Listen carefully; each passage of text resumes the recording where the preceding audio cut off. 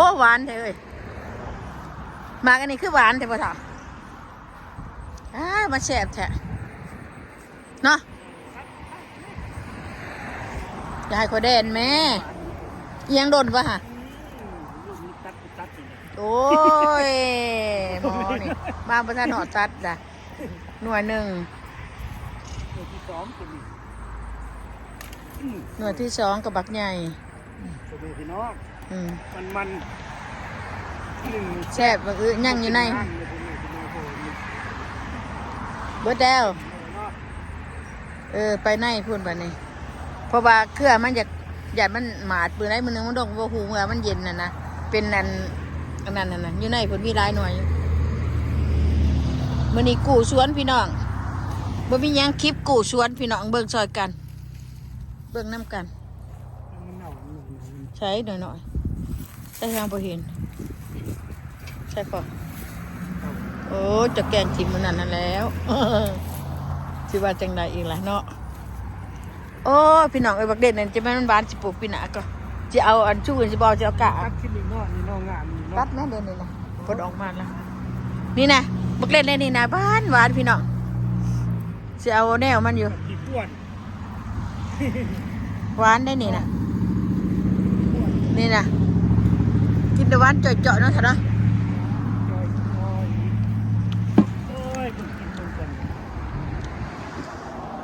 มันนอกเลยคิดฮอดบ้านผมเลยที่น้องมาคลีนสวนบ้านอดีตเหรอบ้านเย็นๆเนาะแหนมาหามกันเอาหมอมาหิวได้มันมีกระตมันกระเดือนะกระตา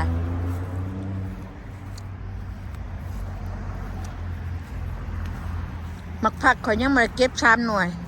ขอโทษพ่อแม่พี่น้องว่าบุม่วนได้เพราะว่ากระจกกระจักขอโทษขอไปว่าบุม่วนหมูอันนั้นกันเนาะได้เด้อเคยว่าเป็นนี่พ่อแม่พี่น้องเลยกวงนี่มันกะจังกวงนี่มันกะบ่มีอยากกินมึงได้กินเครื่องบักเด่นข่อยว่า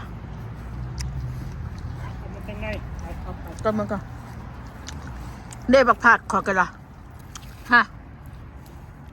หน่วยน้อยคือป้ายมันใหญ่เนี่ยเท่ามันนี่เขาคลีนปุยที่เห็นมันนี่คลีนออกความเมียนก็เอาอัดไปก่อนหน่อยมากินได้บักเด่นเอาออกเมียนก็ได้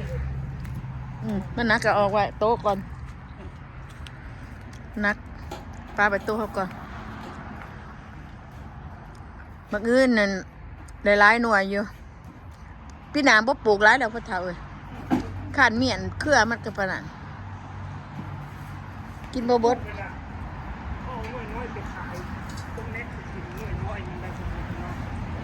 แม่ยังนี่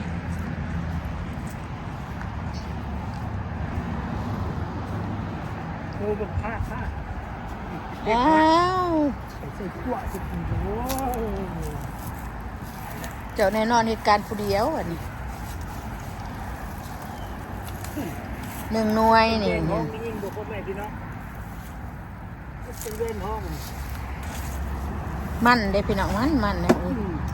พูดไปเอาหน่วยนั่นก่อนระวังแล้วจับได้ทันเถ่าตกลงแตกได้นะ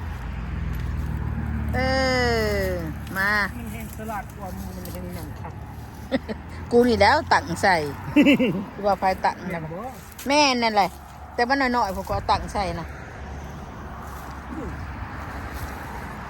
เอาหน่วยใหญ่เลยป่ะเนี่ยหน่วยนี้ใหญ่ๆโคโรยุนเนี่ยบอกว่าไหนที่น้องหน่วยใหญ่หนานี่หน่อยเปลือกนะคอยจีเฮ็ดอันนั้นค่ะวัดลิ้นมาคือย่านมันเด้อเบิดผืนย่านมันความคิดความ3 หน่วยเต็มหมอเอามาเอาหน่วยเบิดจะได้พี่เด็กยัง2 หน่วยอยู่1 หน่วยอยู่นี่1 หน่วยอยู่หันตัดเอามาได้กินได้พ่อแม่พี่น้องปลูกเขาได้กิน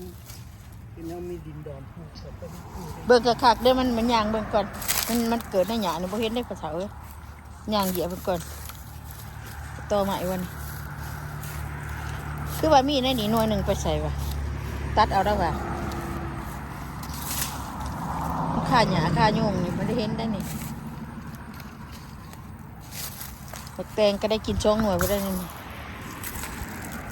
ยางมันก่อนใหญ่มันหน่วยมันสดอยู่นี่บ่เห็นได้บัดดันเน่าคุณได้จะเห็นมันไอ้โปยังเก็บกองบัดก็ยังเน่าอยู่นี่ฮะเบิดเด้อเอาตัดไปหลายดุมันก็ยั่งนะเฮ้ยแล้วก็บ่ยั่งนะนี่ย่างเบิ่งนู่นในหมดนี่เขาบ่เห็นได้บางเสือเขาก็บ่เห็นนะเฮ้ยจะหน่อยเอาจักมาตัดหญ้าไปหน่อยดูกจะมันหาอะไรนั่นอยู่นะ เขาบุกเขาเกิดที่บ้าน หากระไรหาละที 5 นาทีบ่ เบิ่งดูพี่น้องเบิ่งดูนะ อธิษฐานให้พ่อแม่พี่น้องเบิ่งนี้ก่อน ฮะ เจ้าผู้เฒ่าผู้แก่เพิ่นฮักพักคมอย่าลืมเด้อพ่อแม่พี่น้องตาแห้งดองใส่เหล้าบำรุงร่างกายเฮาเด้อฮักพักคมอยู่เด้อ ภาษาเป็นอาละ ลกมาแล้วก็ตากแดดล้างน้ำดีๆ พระคมบันนั้น ตากแดด นี่บ่พระคมอันหนึ่งพูดแต่ว่า พักคมอันนี่แหละ แม่นว่า นี่แหละแต่ที่หน้ากดสีให้มันเป็นลายเขาสีลกหัวหางตากเนี่ย เฮ้ยลายมันลายแน่นอนพูดเด็กต้นมันนะโอเคพี่น้องเบิ่งบักอื้อคอยนะหน่วยมันได้นี่พี่น้องเอ้ย มอนเลย ป้าเนี่ยต้นม่อนใจต้นดอกไม้ โอ้เป็นใบไม้โอ้ ป้ามันป้าไปซื้อจากไหนนี่มาเฮาจับเฮาสิเอาหน่วยใหญ่นี่หิวหน่วยใหญ่นี่ ไปเรื่องเพื่อนบ้านนี่ไป โอ้ยนักแท้บ่ได้หิวก็นักเพราะว่าซะพี่น้องก็ว่าขน่อยบ่ได้หิวดอกเพิ่นหิวเพิ่นนักเก็บเบิดละคือก็เก็บเบิดเก็บสองนะบัดนี้บ่มีเอาไว้นอกก่อนเด้อพ่อเฒ่าเด้อ